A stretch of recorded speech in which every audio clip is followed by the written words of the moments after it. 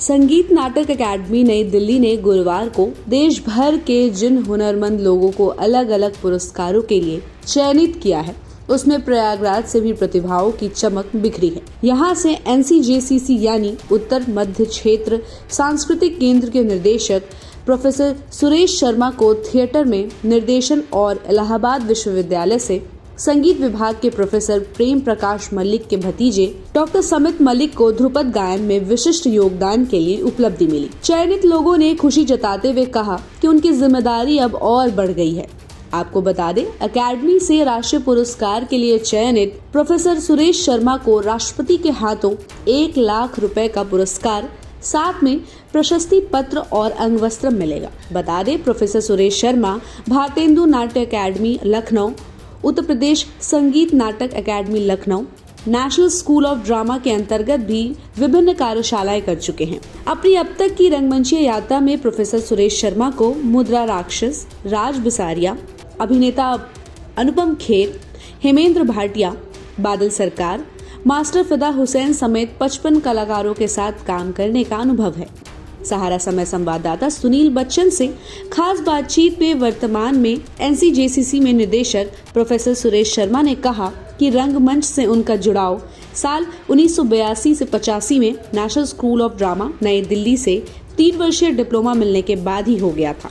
इसी के साथ उन्होंने और क्या कुछ कहा, ये आपको सुनवाते हैं। शर्मा जी के पास हूँ और कल गुरुवार के दिन दिल्ली में इनको संगीत नाटक अकादमी द्वारा इनको पुरस्कृत किया गया, जो महामहिम राष्ट्रपति इनको 1 लाख का पुरस्कार और अंगवस्त्र से इनका स्वागत करेंगे। और जानना चाहते हैं सुरेश शर्मा जी की जो उपलब्धियां हुई है, जिसमें भारत के गिने चुनिंदे लोग आए थे सांस्कृतिक कला क्षेत्र से, उन्होंने अपने प्रयागराज का नाम रोशन किया है। आइए जानना चाहते हैं सुरेश शर्मा जी से। सर, आपको महामहिम के द्वारा आमंत्रित किया गया है, 1 लाख का पुरस्कार अंगवस्त्र से आपका सम्मान किया जाएगा। इस विषय में आप सांस्कृतिक क्षेत्र के तहत आप क्या कहना चाहते हैं? देखिए, सबसे पहले तो मैं आप सब लोगों का आभार व्यक्त करना चाहता हूँ। और दूसरी चीज़ ये है कि जो पुरस्कार में देखा जाए तो ये हमारे लिए बहुत ही सम्मान की बात है और एक बहुत बड़ी जिम्मेदारी की भी बात है, क्योंकि सम्मान प्राप्त कर लेना तो आसान होता है, लेकिन उसको बरकरार रखना कहीं ना कहीं और ज़्यादा काम करने के लिए आपको प्रोत्साहित करते हैं इस तरह के सम्मान। तो हमारे लिए भी जिम्मेदारी बढ़ी है कि हम और अधिक कार्य करें, सक्रिय और रचनात्मकता के साथ आगे फील्ड में बढ़ें। तो ये सम्मान जो हमें आज प्रदान किया गया है, उसके लिए मैं भारत सरकार का, संगीत नाटक अकेडमी, केंद्रीय संगीत नाटक अकेडमी का, उनकी चेयरमैन का और जो भी चयन समिति थी, उन सभी लोगों का तहे दिल से धन्यवाद करता हूं, आभार व्यक्त करता हूं कि उन्होंने हमें इस लायक समझा। दूसरी चीज़ ये है कि सम्मान में राशि हमारे लिए महत्वपूर्ण नहीं है कि वो कितनी राशि है, वो सम्मान अपने आप में बहुत बड़ा सम्मान है, क्योंकि भारत सरकार के द्वारा केंद्रीय संगीत नाटक अकेडमी से पुरस्कृत होना ये अपने आप में एक बहुत बड़ी बात होती है। नहीं, देखा जाए तो प्रयागराज में ये पहली बार महामहिम राष्ट्रपति द्वारा इस कला क्षेत्र में दिया गया है। इस पे क्या कहना चाहते हैं? नहीं, प्रयागराज में जैसे हाँ, संगीत नाटक अकेडमी की अगर हम बात करें तो ये बात अलग है पुरस्कार की, लेकिन जैसे कि आपको ज्ञात हो कि इसी साल युवा संगीत नाटक अकेडमी का पुरस्कार भी एक हमारे प्रयागराज के ही कलाकार को प्रदान किया गया है। तो ये उनके लिए भी बड़ी खुशी की बात है और ये प्रयागराज के लिए भी बड़ी खुशी की बात है कि इस साल 2 ऐसे लोगों को सम्मान किया जो दोनों ही एक ये कहा जाए कि बड़े उस संगीत नाटक अकेडमी का जो कहा जाए मेन पुरस्कार है, और दूसरा युवा पुरस्कार जो है, 2 पुरस्कार इस बार प्रयागराज को गए हैं।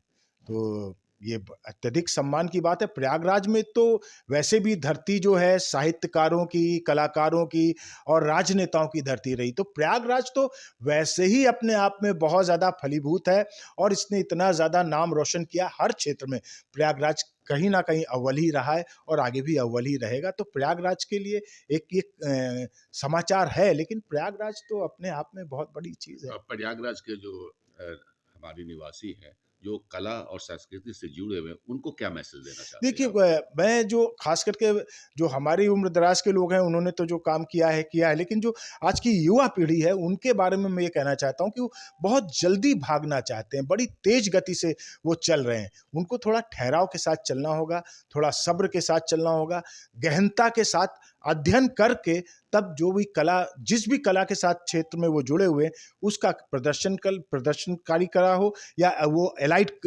आर्ट फॉर्म हो, उसमें कहीं न कहीं उनको थोड़ा सब्र के साथ धीरे चलना होगा और कहीं न कहीं उनको पेशेंस रखना होगा और गहराई से काम करना होगा। हमारे सामने प्रोफेसर सुरेश शर्मा जी से बात हुआ। इन्होंने कहा कि एलाइट फॉर्म के तहत युवा आए और अपनी कार्यशैली को जल्दीबाजी ना करें और इस कला क्षेत्र में प्रयागराज का रोशन नाम करें। सहारा समय के लिए सुनील बच्चन, प्रयागराज।